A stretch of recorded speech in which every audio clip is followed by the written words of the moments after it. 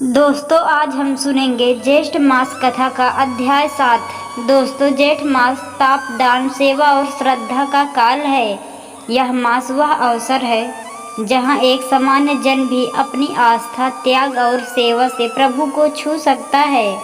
आज की कथा है श्रद्धा की आंखों वाली माँ की। वह माँ अंधी थी, परंतु उसकी श्रद्धा के आगे सारा संसार झुक गया।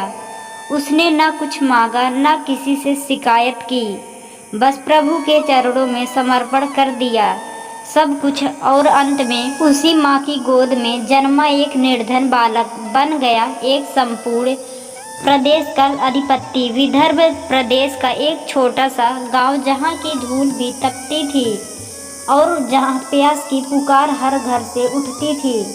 उस गांव के अंतिम छोर पर एक छोटी सी झोपड़ी थी, जिसमें रहती थी गंगा देवी। गंगा देवी जन्म से नेत्रहीन थी। पति का देहांत हो चुका था। घर में केवल एक पुत्र था, माधव, जो मात्र 8 वर्ष का था। गंगा देवी ने कभी भगवान को कोसा नहीं। वह प्रातः बेला में अपने पुत्र के साथ बैठती और बस एक ही मंत्र जपती, नमो भगवते वसुदेवाय। भूख थी, तंगी थी, परंतु हृदय में था विश्वास और ज्येष्ठ मास का प्रतीक्षा थी। एक वर्ष गर्मी की तीव्रता इतनी बढ़ गई कि गांव के तालाब तक सूख गए।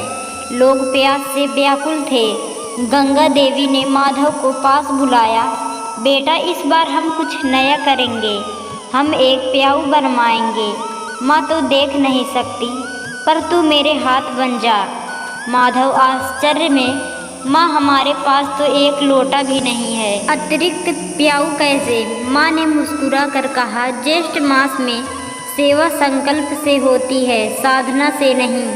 तू देख, भगवान स्वयं मार्ग देंगे। गंगा देवी ने अपने एकमात्र बर्तन को धोकर तैयार किया। माधव को पास के कुएं से पानी भरने भेजा। वह झोपड़ी के बाहर बैठ गई और राहगीरों से कहने लगी, प्यासे हो तो रुको, थोड़ा जल पियो। यह कोई अमृत नहीं, पर प्रभु की सेवा का जल है। राहगीर पहले झिझके, फिर रुकने लगे। एक दिन एक ब्राह्मण आया। उसने गंगा देवी का सेवा भाव देख और पूछा, माता, तुम स्वयं अंधी हो, निर्धन हो, फिर भी सेवा कर रही हो? गंगा देवी बोली, देव, मैं अंधी नहीं हूँ। मेरी आँखों में ज्येष्ठ मास का प्रकाश है, मेरे हाथों में माधव है और हृदय में नारायण। ब्राह्मण प्रसन्न हुआ। उसने वरदान दिया, तेरा पुत्र एक दिन राजा बनेगा, केवल इस जल सेवा के कारण।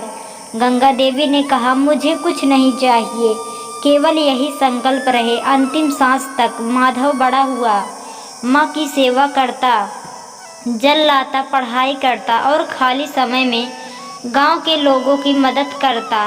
गंगा देवी ने उसे सिखाया, बेटा, सच्चा राजा वह है जो भूखे को अन्न दे, प्यासे को जल दे और रोते को स्नेह। माधव ने ये बातें अपने जीवन का नियम बना ली। एक दिन गांव में भयंकर अकाल पड़ा। चारों ओर त्रिह मच गई। माधव ने गांव वालों के लिए जंगल से जड़ी बूटियां लाकर बांटी, कुएं खुदवाने में सहायता की और माँ की प्रेरणा से एक स्थायी प्याऊ फिर से तैयार किया। गांव वाले उसे छोटा राजा कहने लगे। राजा विक्रम सिंह के महल में एक घोषणा हुई, हमारा उत्तराधिकारी कोई योग्य बालक होगा जो बुद्धि, सेवा और आस्था से समर्पित हो। सभी गांव के होनहार बालक बुलाए गए। माधव भी गया। प्रश्न हुए, राजनीति, अर्थशास्त्र, नीति, पराक्रम, सभी में माधव प्रथम आया। अंत में प्रश्न आया, अगर तुम राजा बनोगे तो सबसे पहला कार्य क्या करोगे? माधव बोला, राज्य के हर प्यासे व्यक्ति के लिए प्याऊ बनवाऊंगा, क्योंकि मेरी माँ ने सिखाया है, जिसके जीवन में जल नहीं, उसके जीवन में प्राण नहीं। राजा अभिभूत हो गया। माधव को राज्य का उत्तराधिकारी घोषित किया गया। राजमहल में राज्याभिषेक के दिन वह अपनी माँ को ले गया। गंगा देवी को सिंहासन पर बैठाया। राजगुरु ने कहा, राजकुमार, कुछ मांगो। माधव बोला, मेरी माँ की आंखें। गंगा देवी मुस्कुराई, मुझे प्रभु ने देखना सिखा दिया है। बेटे, मैं आंखें नहीं, तुझमें नारायण का दर्शन करती हूँ। उसी क्षण आकाश से एक दिव्य प्रकाश उतरा। भगवान विष्णु स्वयं प्रकट हुए। गंगा देवी, तेरा त्याग और श्रद्धा हमें प्रिय है, तेरी आंखें लौटा दी जाएगी।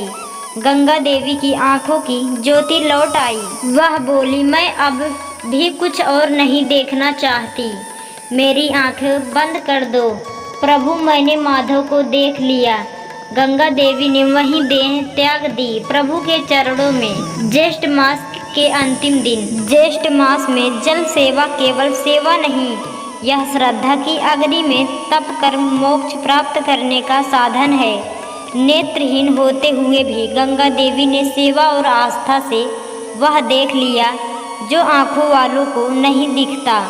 एक निर्धन बालक सेवा और सत्य के मार्ग से राजा बन सकता है यदि उसका मार्गदर्शन माँ जैसी भक्त करे। गंगा जल की महत्तम ज्येष्ठ मास में कई गुना अधिक बढ़ जाती है।